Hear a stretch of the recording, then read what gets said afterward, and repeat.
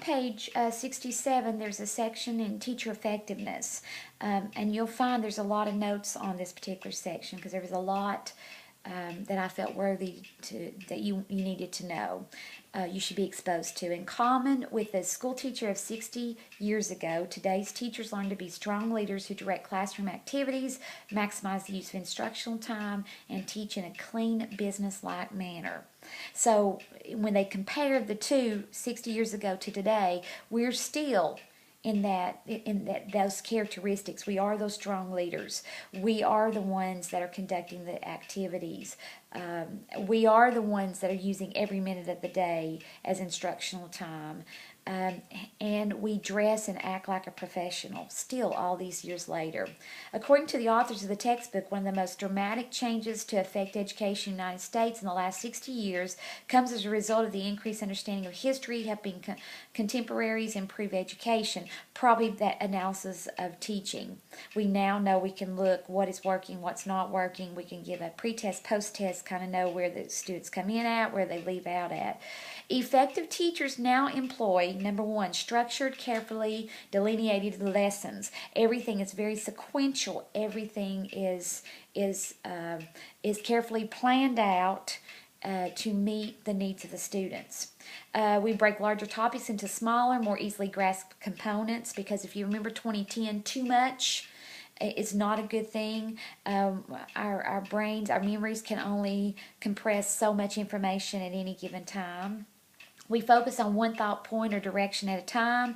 And I am the world's worst I was thinking about this morning. I walked in the kitchen to do something. When I walked in there, what I had intended on doing, I got distracted with something else that needed to be done. So then I got on that, did that. Oops, I forgot I was doing this. Well, then when I went over to do that, oops, I found this.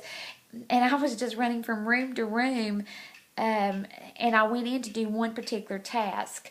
And I didn't complete any of it because I kept getting sidetracked. So I think most students are like that. Maybe it's my age. Maybe you're not like that. But anyway, if we can keep it one central thought and point direction and we master that one, then we build from that and continue to build on that foundation.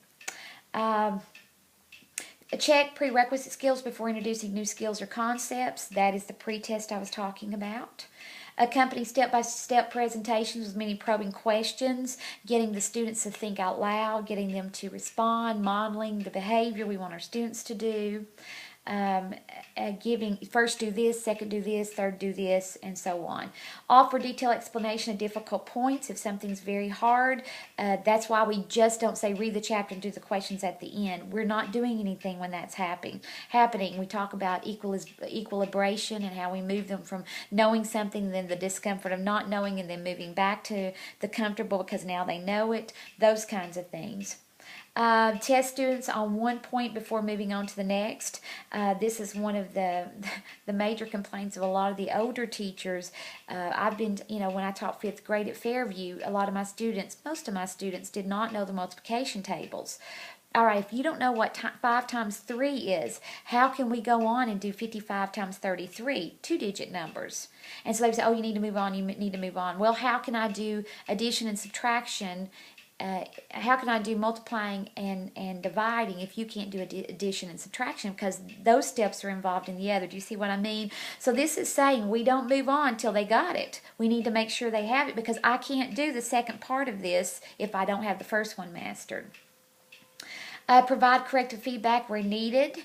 Lots of feedback so students know. If you write your essays and I never tell you what you did wrong, then how are you going to know how to improve your grade the next time? You don't. So give that feedback. Stay with the topic under study until students comprehend the major points or issues.